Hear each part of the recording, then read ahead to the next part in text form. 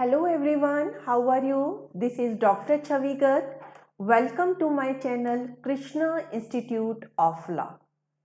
आपकी LLB और BA LLB में एक सब्जेक्ट है लीगल लैंग्वेज।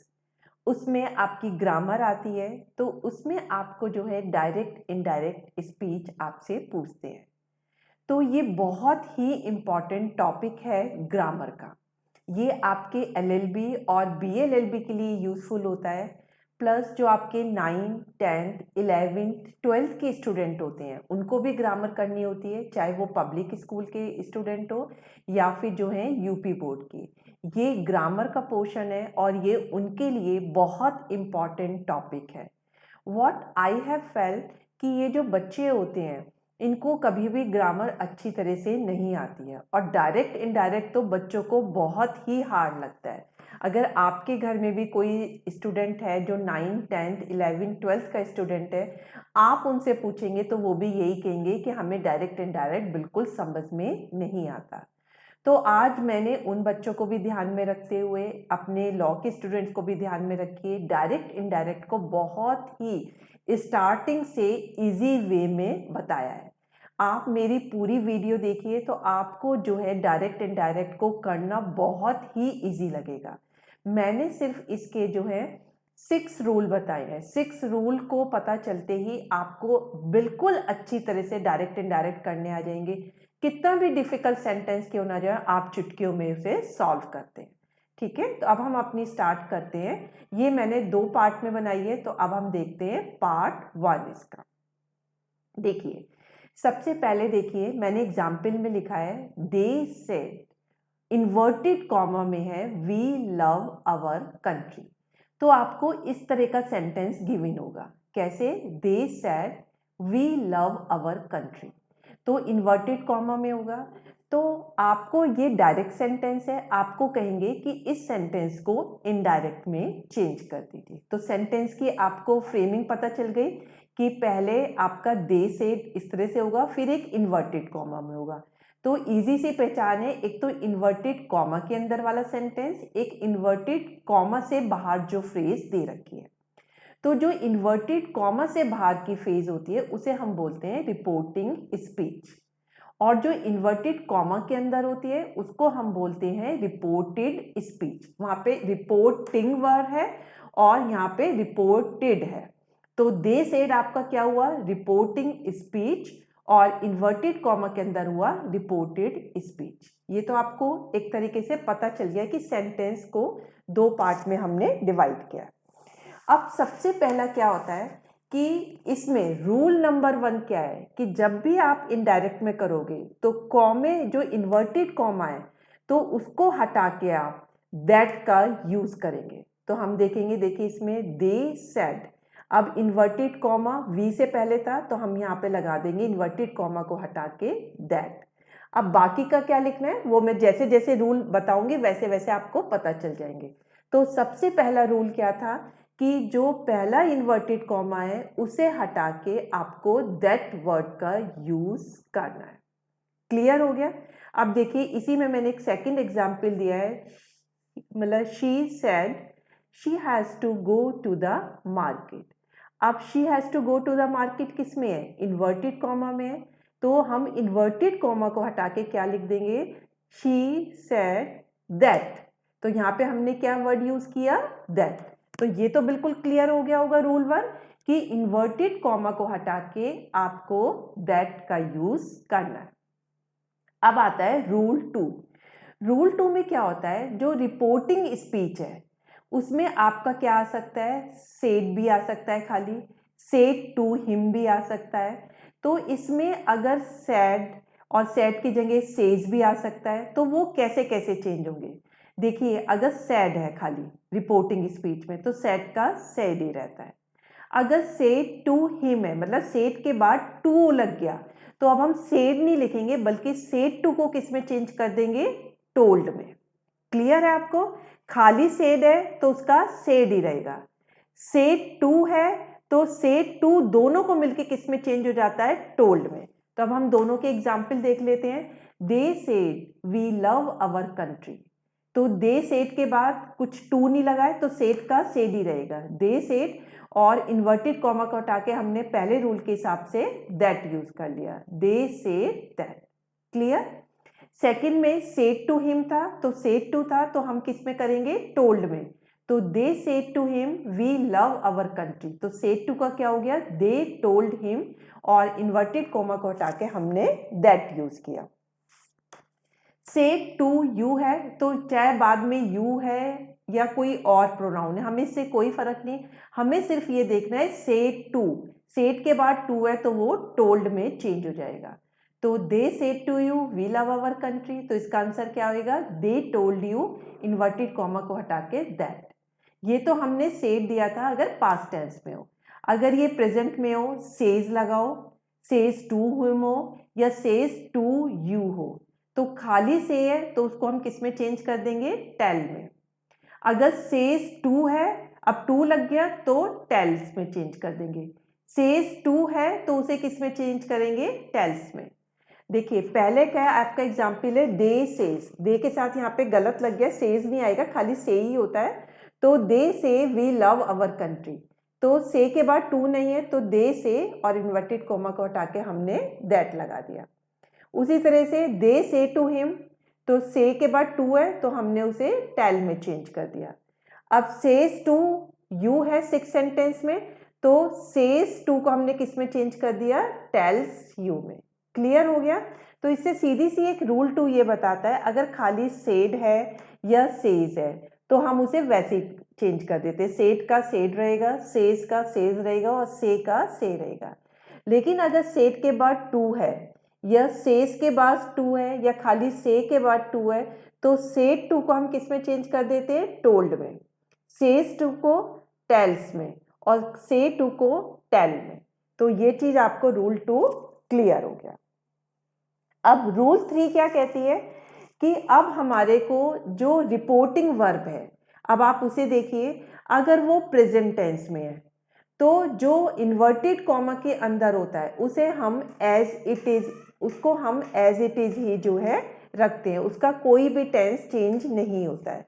तो देखिए एग्जाम्पल में ही सेज क्या है, आपकी रिपोर्टिंग वर्ब है, तो सेज क्या है, आपकी प्रेजेंट टेंस में, तो जो इन्वर्टेड कॉमा के अंदर का सेंटेंस है उसमें हम कुछ चेंज नहीं करेंगे, तो ही सेज कॉमा को हटा के दैट लग गया और पूरा सेंटेंस हम एज इट इज लिख देंगे, कोई चेंज नहीं होगा, रिमेन अनचेंज। क्लियर है।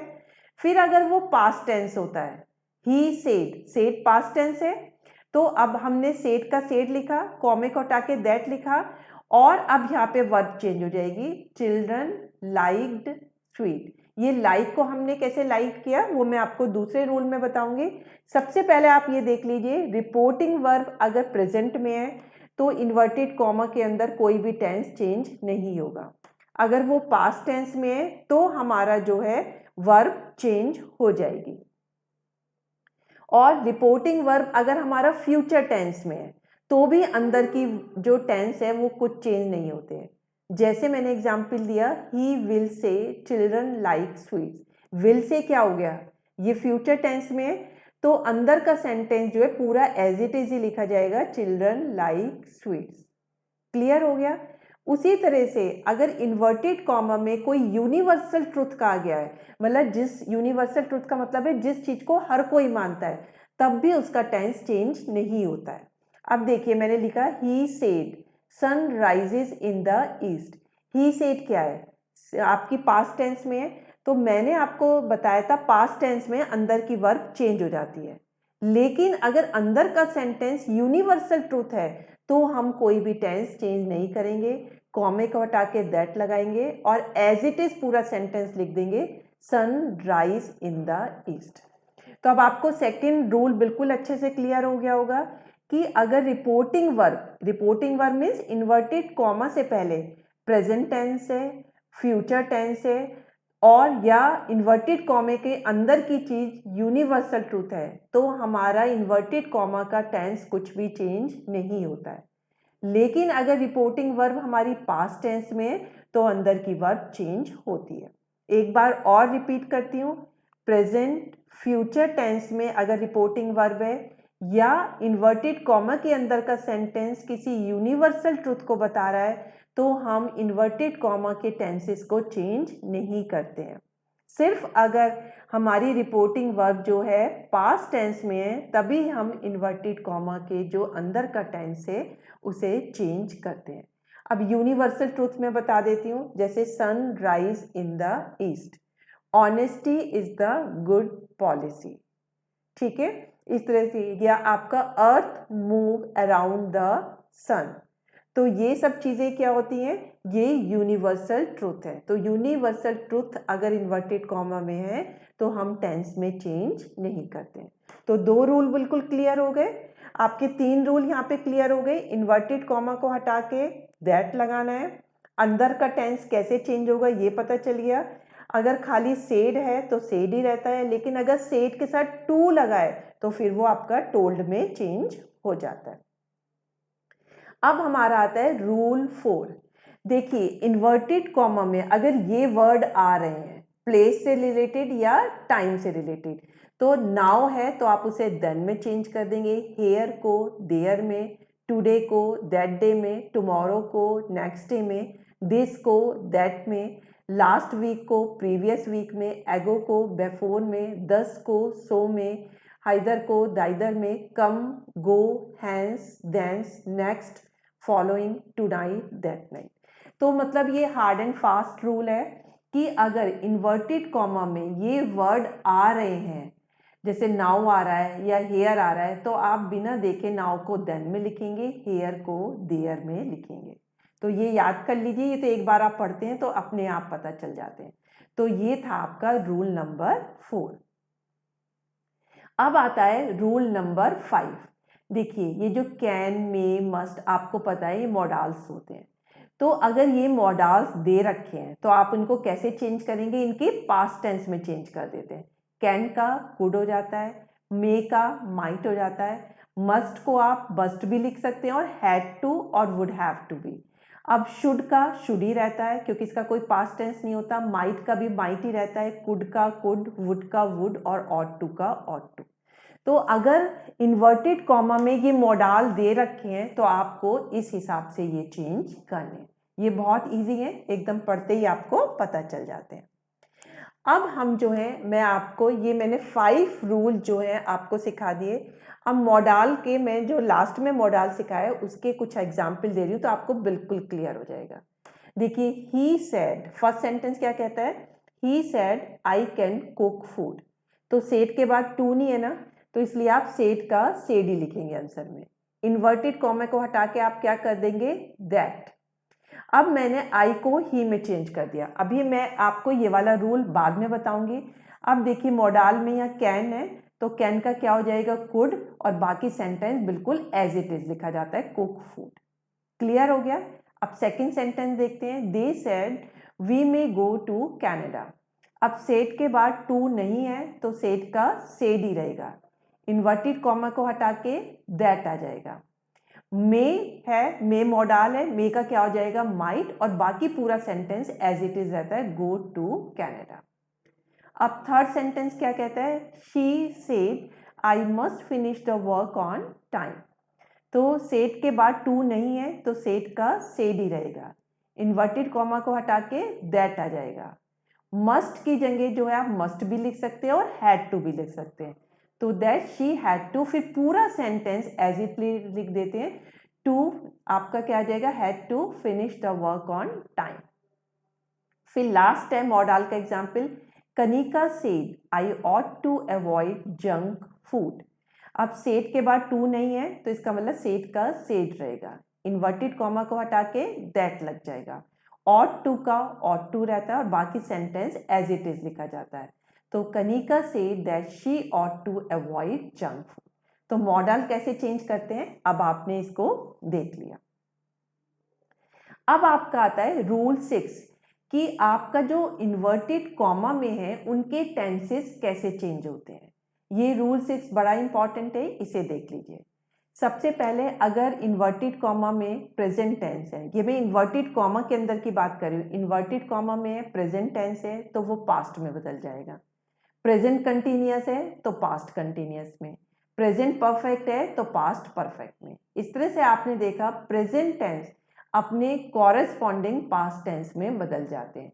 प्रेजेंट अगर सिंपल में है तो पास्ट सिंपल, प्रेजेंट अगर कंटिन्यूअस में है तो पास्ट कंटिन्यूअस, प्रेजेंट अगर परफेक्ट में है तो प्रेजेंट की जगह पास्ट परफेक्ट हो जाता है। अगर पास्ट कंटिन्यूअस में है तो वो पास्ट परफेक्ट कंटिन्यूअस में हो जाता है। ये नहीं कि पास्ट कंटिन्यूअस प्रेजेंट में बदल जाएगा, प्रेजेंट तो पास्ट में बदलता है, लेकिन पास्ट कंटिन्यूअस किस में बदल जाता है आपका, पास्ट परफेक्ट कंटिन्यूअस में।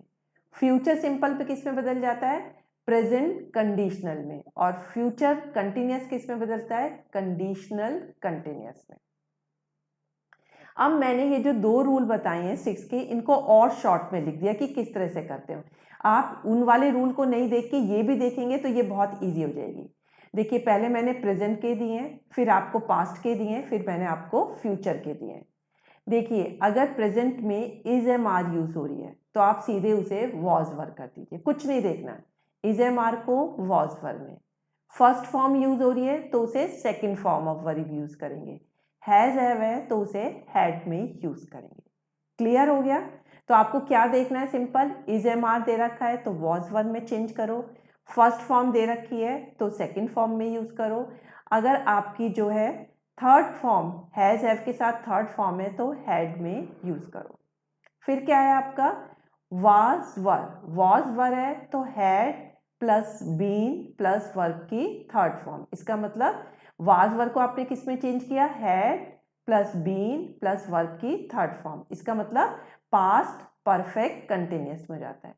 सेकंड फॉर्म है वर्ब की तो भी आपने किस में यूज किया, had plus third form of verb. इसका मतलब अगर पास्ट सिंपल है तो आपने पास्ट परफेक्ट में कर दिया।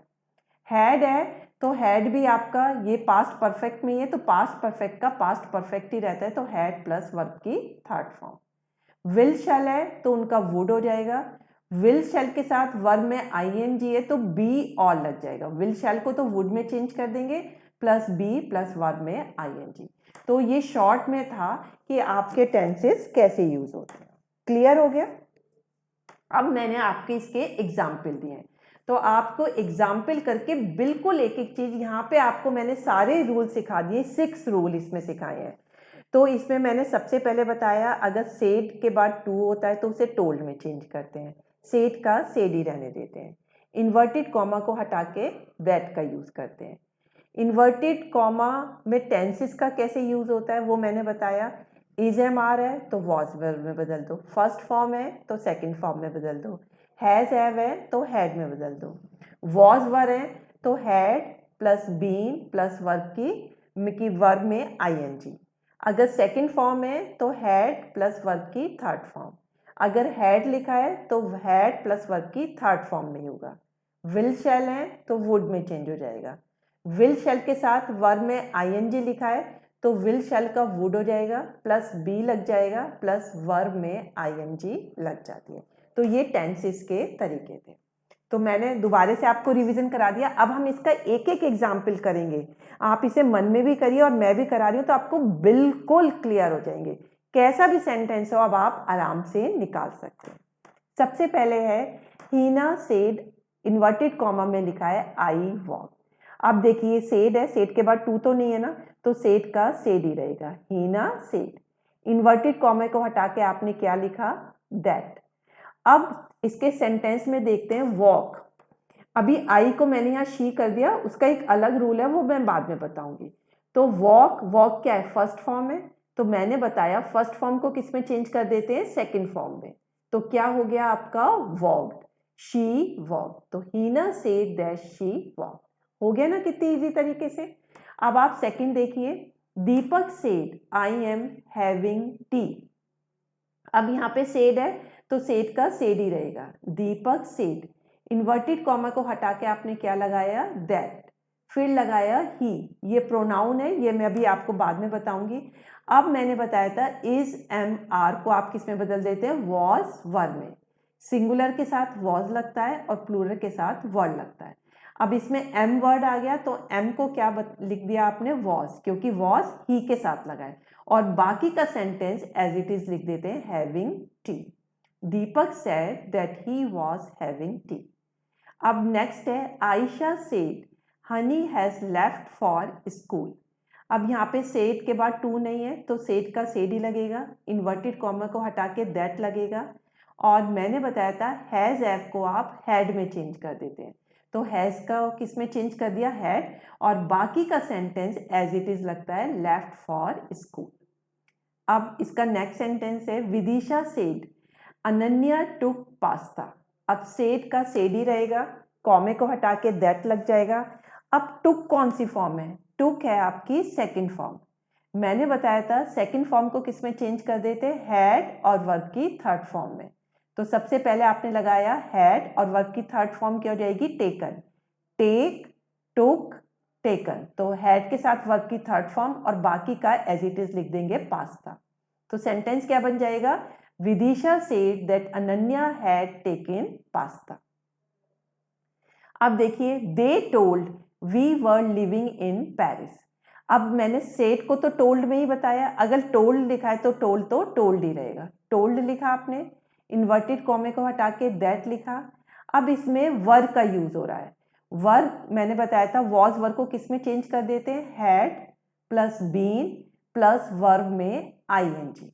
तो वर को किस में चेंज किया आपने, हैड बीन में, और लिविंग में वर्ब में आईएनजी लग रहा है इन पेरिस। तो सेंटेंस क्या बना, they told that they had been living in Paris.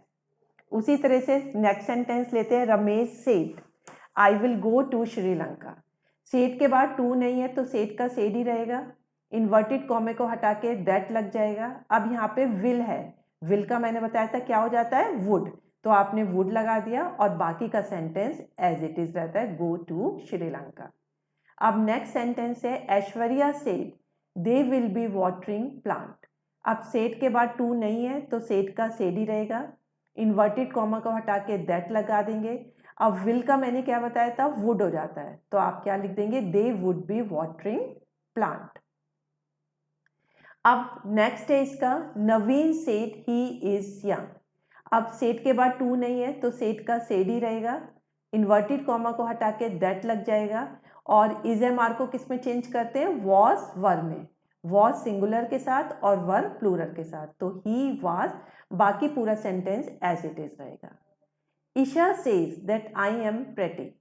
अब सेज क्या है आपकी, सेज के बाद टू नहीं है तो सेज का सेज ही रहेगा, इन्वर्टेड कॉमा को हटा के दैट लग जाएगा। अब यहाँ पे देखिए मैंने आपको रूल 2 में बताया था, अगर रिपोर्टिंग वर्ब आपकी प्रेजेंट टेंस में है, अभी तक आपने सेड आ रहे थे तो पास्ट टेंस था, तो आप इन्वर्टेड कॉमा के अंदर का टेंस चेंज कर रहे थे। अब सेज क्या है आपका, प्रेजेंट टेंस है, अगर प्रेजेंट टेंस होता है तो हम पूरा का पूरा सेंटेंस एज इट इज लिख देते हैं। तो प्रोनाउन आई का शी हो गया और शी इज प्रेटी। अब एम इसलिए नहीं लगाया क्योंकि आई के साथ एम लगता है और शी के साथ इज लगेगा, कोई टेंस में चेंज नहीं किया। वैसे हम इज एम आर को वॉज वन में चेंज कर देते हैं, लेकिन यहाँ इज एम आर ही रहेगा, तो that she is pretty. Rohan will से आई एम टॉल। अब देखिए विल से है, से के बाद टू तो है नहीं तो विल से का विल से रहेगा, इन्वर्टेड कॉमा को हटा के दैट यूज कर देंगे। अब आपको पता है कि विल से क्या है, फ्यूचर टेंस है, फ्यूचर टेंस में भी इन्वर्टेड कॉमा के अंदर की टेंस हम चेंज नहीं करते हैं, इसलिए he is tall, is am are का इज एम आर ही रहेगा, पहले में आई था इसलिए एम लगा, यहाँ पे ही है तो ही के साथ इज लगेगा, तो Rohan will say that he is tall. अब नेक्स्ट है आपका, they said the sun rise in the east. अब सेड के बाद टू नहीं है तो सेड का सेड ही लगेगा, इन्वर्टेड कॉमा को हटा के दैट लग जाएगा। अब देखिए वैसे तो सेड होता तो अंदर की इन्वर्टेड कॉमा के अंदर की टेंस चेंज हो जाता, लेकिन ये यूनिवर्सल ट्रूथ बता रहा है कि sun rise in the east, सबको पता है कि सन जो है ईस्ट से निकलता है, तो ये यूनिवर्सल ट्रूथ हो गया। तो इसमें पूरा सेंटेंस दैट के बाद एज इट इज आएगा, they said that the sun rise in the east. Clear हो गया आपको? तो आपको देखना है कि इन्वर्टेड कॉमा को हटा के दैट लगाना है, सेड के बाद टू है तो टोल्ड में बदलना है, नहीं तो सेड का सेड ही लिखना है।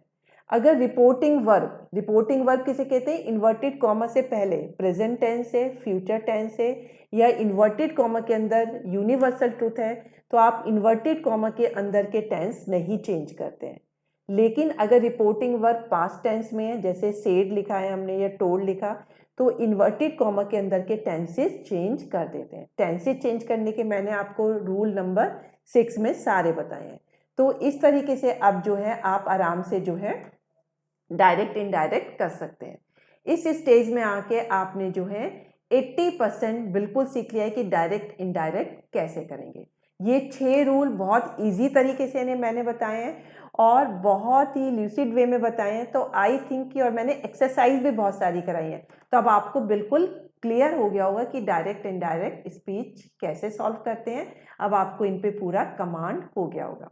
अगर मेरा ये लेक्चर अच्छा लगे तो अपने LLB और लॉ के स्टूडेंट के साथ साथ आपके घर में जो छोटे बच्चे हैं 9, 10th, 11, 12 उनको ज़रूर शेयर करिए, क्योंकि उनको ये टॉपिक बहुत बहुत डिफ़िकल्ट लगता है और मेरी वीडियो के बाद अब उनको ये टॉपिक बहुत ईजी लगेगा। So that's all for today lecture. Thank you very much.